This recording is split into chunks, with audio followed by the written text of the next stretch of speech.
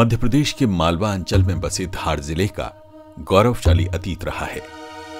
राजा भोज के नाम से जुड़े धार का इतिहास 1000 साल से भी ज्यादा पुराना है, जो यहाँ की ऐतिहासिक धरोहरों में भी नजर आता है।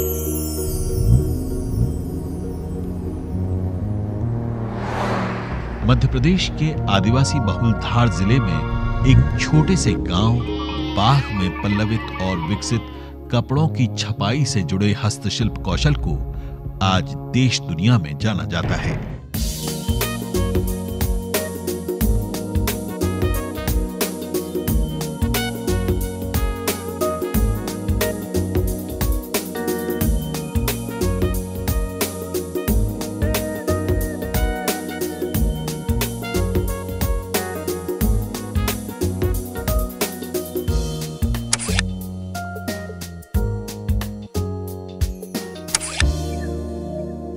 आदिवासी बहुल धार जिले में ऐतिहासिक धरोहर चारों ओर बिखरी हुई हैं।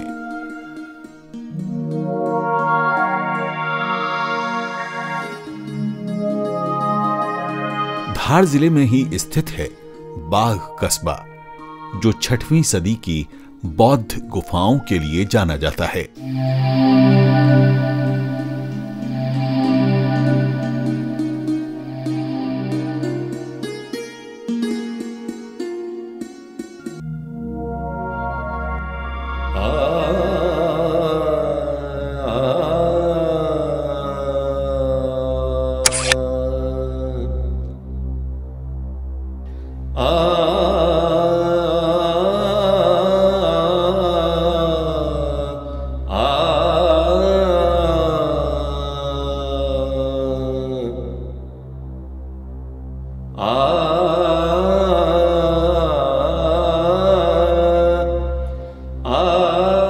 हरे भरे वातावरण के बीच स्थित इस कस्बे में प्रवाहित बाघ नदी भी है, जो यहाँ के लोगों के लिए जीवनदायिनी है।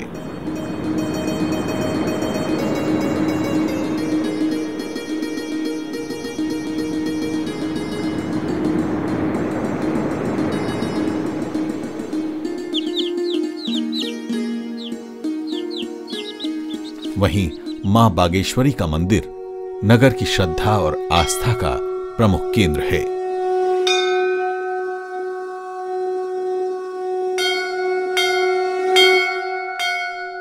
इस बाघ कस्बे में ही विकसित हुआ है बाघ प्रिंट।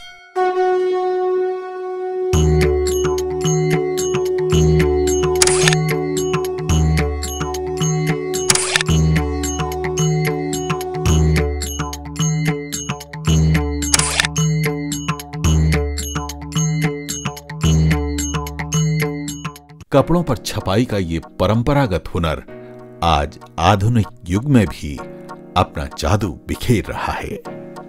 मुझे लगता है बाघ प्रिंट दुनिया का एक ऐसा प्रिंट है जिसका प्रोसेस बहुत यूनिक है, क्योंकि बाघ को जब भी लोग देखते हैं तो उनको लगता है कि ये कोई कपड़ा है या कोई खूबसूरत प्रिंट है, लेकिन बाघ प्रिंट वही कपड़ा कहलाता है, वही प्रिंट कहलाता है जो बाघ के प्रोसेस से गुजरा हो।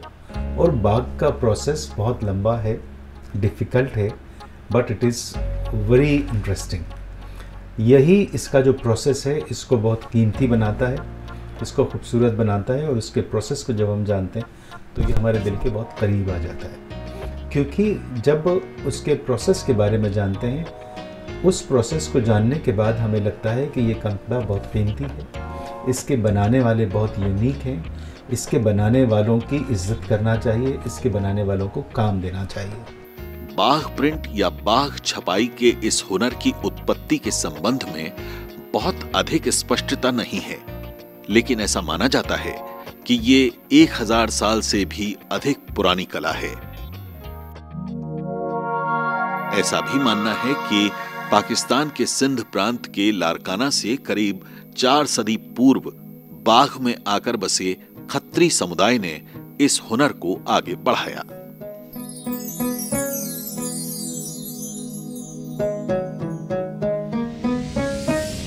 बाघ प्रिंट का इतिहास जैसे हमारे पूर्वज बताते आए हैं, बाप दादा जो भी मतलब हमारे वालिद साहब वगैरह, जैसे हम लोग पहले कतर से चले, बहुत टाइम हो गया, उसके बाद में हम सिंध में आए और सिंध में करीब 1800 साल पहले की बात है।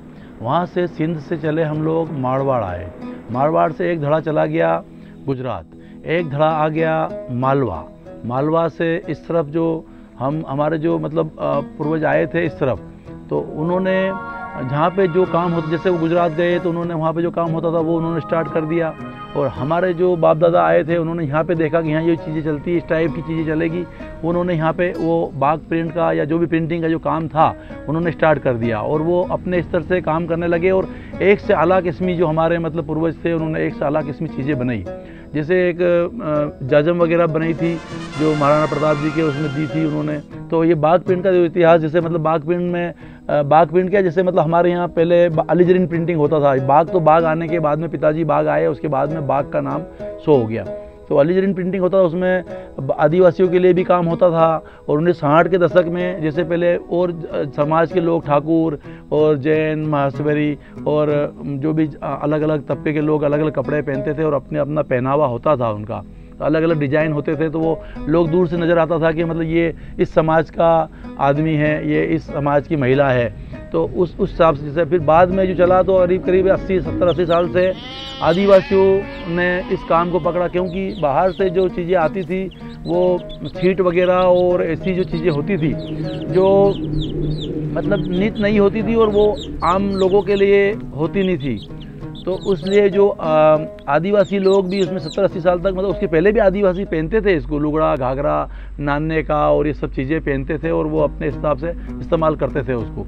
तो हमारे पिताजी ने इसको डाइवर्ट करके, इस्माइल सुलेमान जी खत्री जिनको शिल्प गुरु और नेशनल अवार्ड भी मिले हुए हैं, उन्होंने इसको चेंजेस किया ताकि चादर वगैरह बनाए और नई चीज़ें बनाई, जिससे वो ऐसी कुछ चीज़ें बनाएं कि जो मतलब मार्केट में चले। उस वक्त बहुत दिक्कतें आई उनको, 5-7 साल तक बहुत तकलीफ आई कि नई चीज़ें बनाना, फिर लोगों को दिखाना, फिर वो चीज़ें लेना नहीं, और फिर कोई मतलब महंगी भी पड़ती थी, हाथ का काम तो था ही शुरू से ही, तो महंगी पड़ती थी। फिर धीरे धीरे उनको मतलब 76 में 77 में स्टेट अवार्ड मिला, फिर धीरे धीरे और मतलब नीलोफर खान के पास गए और मतलब मध्य प्रदेश गवर्नमेंट ने भी जो बोर्ड बनाया उन्होंने भी कुछ चीज़ें मतलब इसमें ली और रखी और प्रमोट किया बाग को, तो उन्होंने जो नाम दिया बाग प्रिंट्स, बाग प्रिंटर्स, इस्माइल सुलेमान जी खत्री को, तो उसमें वो जो नाम चला तो बाग प्रिंट्स, फिर हम लोगों ने भी उसको बाग प्रिंट में सेट कर लिया कि भाई बाग में अपन काम करते बाग प्रिंट अपना, वैसे हमारा काम अलीजन प्रिंटिंग का था पुराना, वो कर रहे थे। तो हम लोग फिर इसमें क्या, हम लोग भी इसी में, क्योंकि स्थिति ऐसी थी नहीं, बहुत गरीबी वक्त था, तो हम लोगों ने भी उसको हमारे पिताजी के साथ में उस काम को, हमारे मम्मी पापा के साथ में हमने काम पकड़ लिया। फिर हमारे पिताजी को 1984 में नेशनल अवार्ड मिला। नेशनल अवार्ड के बाद में फिर हम लोगों ने फिर धीरे धीरे और दिल्ली में गए और लोगों से मिले, फिर 86 में बाहर भी गए, विदेशों में जाके दिखाया काम के, इसको मतलब प्रमोट करने में ही लगे हुए हैं आज तक। और इसमें बहुत मेहनत का काम है, आसान काम नहीं है ये। मेहनत काम इसलिए कि मतलब पूरा शुरू से आखिर तक जो आज से 100 साल पुराना जो प्रोसेस है उसी को हम मतलब करते आ रहे हैं, उसमें हम कुछ चेंजेस बहुत कम कर पाए।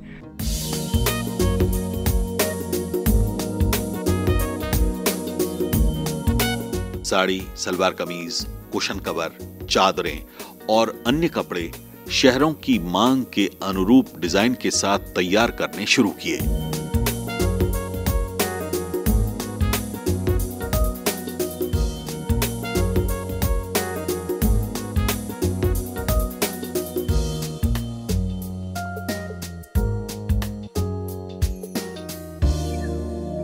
बिजली वस्त्रों के जो ब्लॉक थे हमारे पास, उन ब्लॉकों से उन्होंने धीरे धीरे कुछ बेडशीट वगैरह बनाई, कुछ साड़ी बनाई, कुछ सूट बनाए, और फिर वो उसे ले जाकर भोपाल हस्तशिल्प विकास निगम को दिया। उन्होंने बताया, उन्होंने कुछ सैंपल उन्होंने सिलेक्ट करे, बोले ये चीज़ आप बनाओ, ये आपके चलेगी यहाँ पे और हमारे शोरूम में हम रखेंगे इसको। इसके लिए नई डिजाइन के लकड़ी के ब्लॉक और रंग तैयार किए गए। इस तरह आदिवासी क्षेत्र में सिमटी ये हस्तशिल्प कला धीरे धीरे शहर से होती हुई राजधानी, देश और दुनिया में अपनी पहचान स्थापित करने लगी।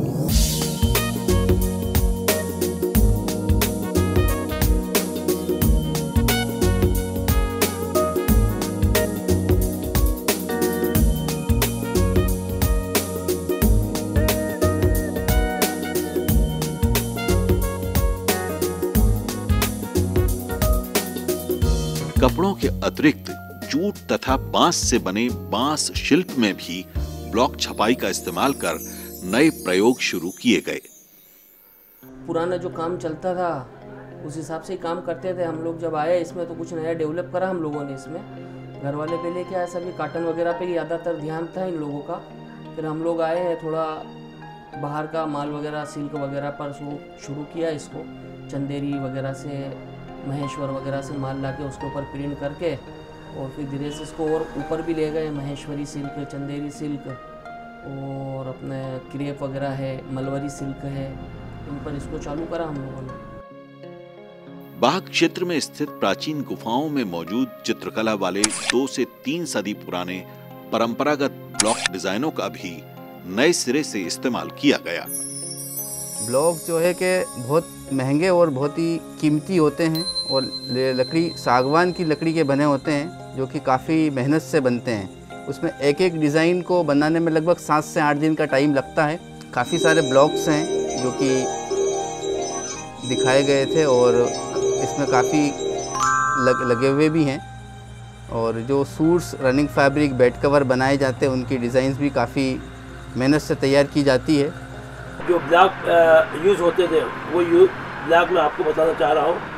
जो उस ज़माने में लुगड़े में, ओढ़ने में जो होते थे, जैसे ये जंजूरी बोलते हैं इसको, ये किनार पे लगी जाती थी। ये बीच के अंदर ज्वारा प्रिंट बोलते हैं इसको, बीच में लगाते थे। ये लहरा प्रिंट बोलते हैं, इसको भी बीच में लगाते थे। इसको पहले लाल कलर बनाते, पूरा बैकग्राउंड लाल होता था इसका, और ऊपर से फिर इसको ब्लैक से प्रिंट किया जाता था। प्राकृतिक चीज़ों से बनी हुई बाघ प्रिंट बनता है और ये पूरा नेचुरली कलर होते हैं। इसमें केमिकल का बिल्कुल यूज़ नहीं किया जाता है। और हम लोग इसमें लगभग 10 से 12 चीज़ों का समावेश करके फिर बाघ प्रिंट की कपड़े को तैयार करते हैं। बाघ प्रिंट में तैयार करने में हड़ा का पाउडर, अनार का छिलका, धावड़े का पत्ता और फिटकरी, अलीजरीन, धावड़ी का फूल, इन सब चीज़ों को मिला करके बाघ प्रिंट की साड़ी या दुपट्टा या बेडशीट तैयार की जाती है, जो कि लाल कलर फिटकरी से निकलता है और काले कलर के लिए लोहे का जंग, गुड़ और हरा पाउडर का इस्तेमाल किया जाता है। उसमें हम लोग लगभग ये मान के चलें कि इस विधा को पूरी कंप्लीट होने में लगभग 2 से ढाई महीने का टाइम लगता है। 2 से ढाई महीने में ही तैयार होता है एक बाघ प्रिंट का कपड़ा। एक बाघ प्रिंट के कपड़े को आज अगर अपन ने डाला है तो 2 महीने के बाद ही तैयार होगा, इससे पहले तैयार होगा ही नहीं। उसकी प्रोसेस ही इतनी लंबी और कठिन है।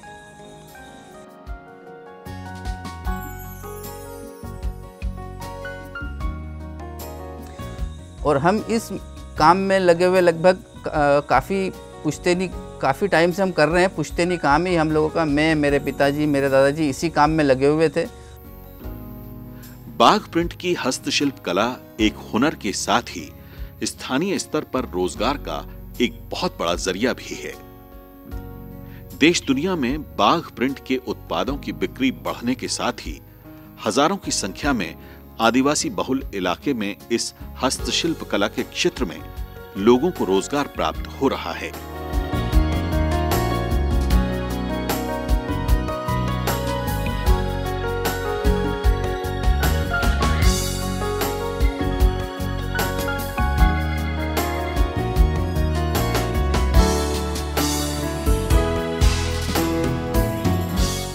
देखिए, बाघ के जो ब्लॉक्स हैं वो तो चमेली और फूल और बूटी और ये सब है। जो उसके ब्लॉक्स हैं वो ब्लॉक्स तो अजरक में भी हैं, गुजरात के अंदर, या बगरू में भी हैं, या राजस्थान में भी इस्तेमाल हो रहा है। वो तो काफ़ी मिलते जुलते हैं सब। हाँ, ये ज़रूर है कि गुफाओं के अंदर जो चित्र उकेरे गए थे उसको अभी कुछ लोगों ने निकाल के लेकर आए हैं और वो उसका ब्लॉक कर रहे हैं। बाघ में तो कम हो रहा है, ब्लॉक में ज़्यादा हो रहा है। तो बाघ के अपने ब्लॉक्स हैं और बहुत खूबसूरत ब्लॉक्स हैं। ये ज़रूर बात आ गई है कि अब वो ब्लॉक्स काफ़ी जगहों पर इस्तेमाल होने लगे। एक चीज़ यहाँ पर क्लियर करना बहुत ज़रूरी है कि जो ब्लॉक्स हम देखते हैं वो ब्लॉक से बाघ को पहचानना नॉट इजी, क्योंकि वही ब्लॉक, एक केरी आपने देखी, एक केरी बाघ में भी है, वही अजरक में भी है, वो ब्लॉक में भी है, केमिकल में भी है, बाकी और जगहों पर भी है। तो उसको पहचानना उसके बेस से, उसके कलर से पहचान सकते हैं। स्मेल करके पहचान सकते हैं कि ये बाग है ओरिजिनल है कि नहीं।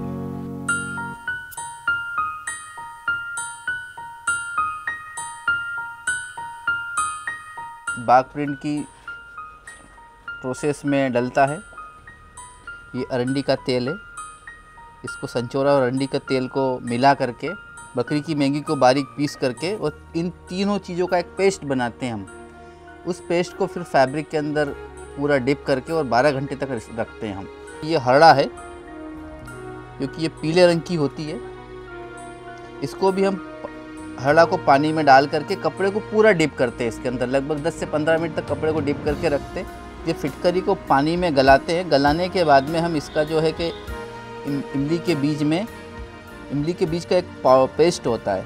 ये हीरा कशीस और गुड़ है जिसको ब्लैक कलर के लिए हम लोग यूज़ करते हैं। धावड़ी के फूल और इसको हम भट्टी में यूज़ करते हैं जो कि बारीक बारीक होते हैं। अलीजरीन नामक रंग जो भट्टी में धावड़ी के साथ में इस्तेमाल होता है, जिससे कि लाल कलर और काला कलर पक्का भी होता है और लाल कलर भट्टी के अंदर पूरा निखार आता है उसका। ये होते हैं अनार का छिलका। अनार के छिलके को पानी में उबाल करके उसका जो पानी में अंश आता है उस अंश को हम लोग डाई के यूज़ में करते हैं। हमारी ये भट्टी चल रही है और इसमें हम अलीजरीन नामक रंग और धावड़ी का फूल डाल करके इसको भट्टी करते हैं हम लोग। ये धावड़ी के फूल हैं जो कि इसमें भट्टी में डाले जाते हैं। इसी से कलर के अंदर ब्राइटनेस और फास्टनेस आती है।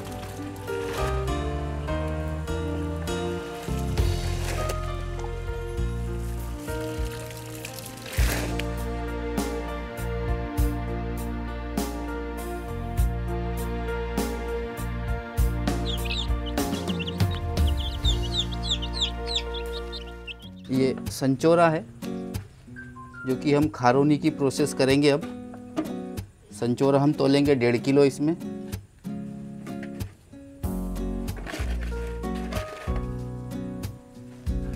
ये अरंडी का तेल है।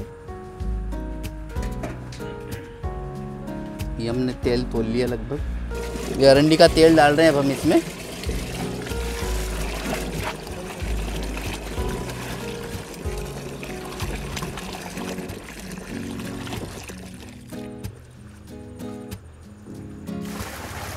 अब ये हमारी डेल तैयार हो गई है। अब इसमें हम कपड़ा डालेंगे। ये सफ़ेद कपड़ा जो होता है ये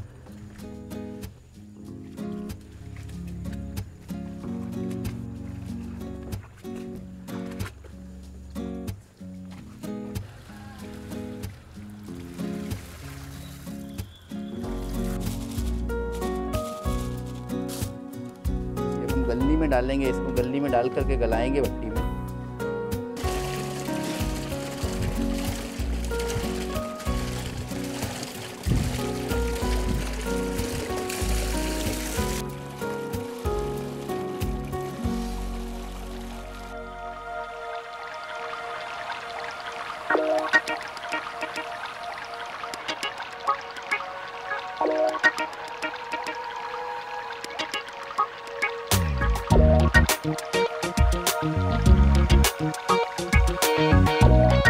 ये हमारी भट्टी का प्रोसेस पूरा हो गया है। अब हम इसको नीचे डालेंगे।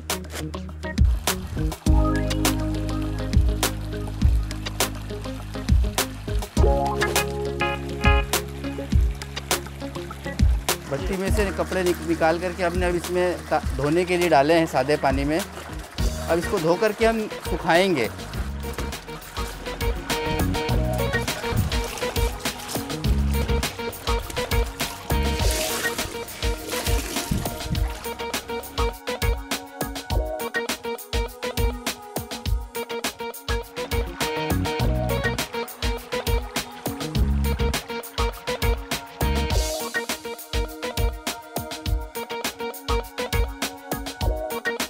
तो छपाई के बाद जो मसाला निकालने की जो धुलाई होती है वो इस तरह होती है कि जब पानी में नक को डाला जाएगा तो उसको चलाने के लिए पूरा कलर निकलता जाएगा। जितना जो चीहे का आटा जो छपाई पे होता है वो निकलता जाएगा। और ये प्रोसेस एक छपाई के 10-12 दिन के बाद पड़त देने के बाद विचले की है। और ये नदी के ऊपर ये प्रोसेस होती है, बहते हुए पानी में किया जाता है इस प्रोसेस को। इस प्रोसेस का नाम है विचलिया। छपाई के बाद जो कार्य होता है उसको कहते हैं विचलिया।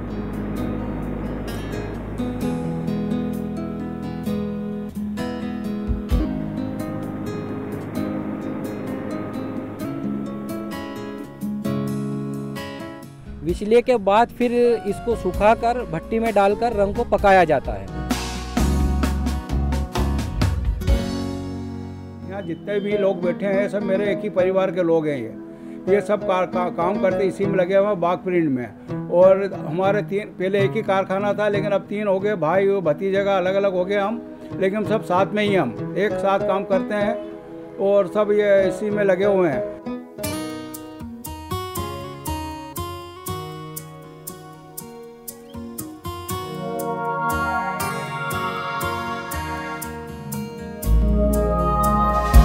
इसी तरह ताजमहल से ली गई जाली पैटर्न की डिजाइन और स्थानीय दुर्ग या किलों पर आधारित डिजाइन का भी उपयोग किया गया।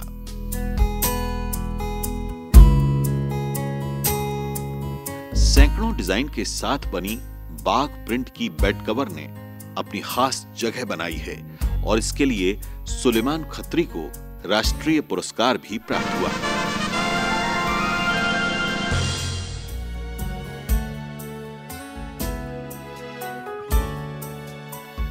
सरकार ने बाग प्रिंट के प्रोत्साहन के लिए इसके प्रशिक्षण और बाजार के विस्तार के अनेक प्रयास किए हैं। समय समय पर ग्रामीण महिलाओं के लिए प्रशिक्षण शिविर आयोजित किए जाते हैं। राष्ट्रीय और राज्य स्तर पर मेले प्रदर्शनियों में अन्य हस्तशिल्प कलाओं के साथ बाग प्रिंट को भी प्रोत्साहन मिला है। युवा उद्यमी भी इसमें आगे आ रहे। जब हमने बाग स्टार्ट किया था तो सारे लोग कहते थे और लोग यही समझते थे कि बाग को कि सिर्फ चादरें बन सकती हैं, पर्दे बन सकते हैं या फिर कैजुअल ड्रेसेस बन सकते हैं, मतलब शलवार सूट ये। बट आई तो started with something very different. मैंने तो जेंट्स के सब कोट्स बनाए, शेरवानीज बनाई, फिर उसके बाद लड़कियों के लिए शॉर्ट स्कर्ट्स बनाए, मिनी स्कर्ट्स बनाए, फिर ब्राइडल बनाया, फिर उसके बाद गाउन्स बनाए। मतलब ऐसी कोई चीज नहीं थी जो बाग में हमने नहीं बनाई। बाग प्रिंट जो है फैशन की दुनिया में भी आजकल जैसे मॉडल है और बॉलीवुड वगैरह में है और हॉलीवुड वगैरह में भी। जैसे मैं कोलंबिया गया था तो कोलंबिया में एक वहाँ की जो मॉडल आई थी उसने बाग प्रिंट ख़रीदा और उन्होंने प्रमोट किया। और अपने बॉलीवुड के अंदर भी बहुत सी बार अपन देखते हैं कि जैसे खिराला केरी राजनीति में कैटरीना कैफ ने खिराला केरी को मतलब जो डिज़ाइन थी उसकी साड़ी पहनी। तो इस तरह से मतलब आजकल ये जो है फैशन की दुनिया में भी मतलब अपना रंग दिखा रहा है। नई पीढ़ी स्मार्टफोन और इंटरनेट का सहारा लेकर बाग शिल्प को और आगे ले जा रही है। नई टेक्नोलॉजी की मदद से युवाओं की पसंद जानकर और नए ट्रेंड और फैशन को समझकर उसी के मुताबिक कपड़े डिजाइन करने का काम नई पीढ़ी के कारीगर कर रहे हैं। इस तरह से वे आज के बाजार की मांग की पूर्ति कर बाग प्रिंट को प्रासंगिक बना रहे हैं और समय के अनुरूप ढाल रहे हैं। प्रतिस्पर्धा और अंतर्राष्ट्रीय व्यापार के मौजूदा समय में बाग प्रिंट के उत्पादों को दुनिया के बाजार में नाम मिल चुका है।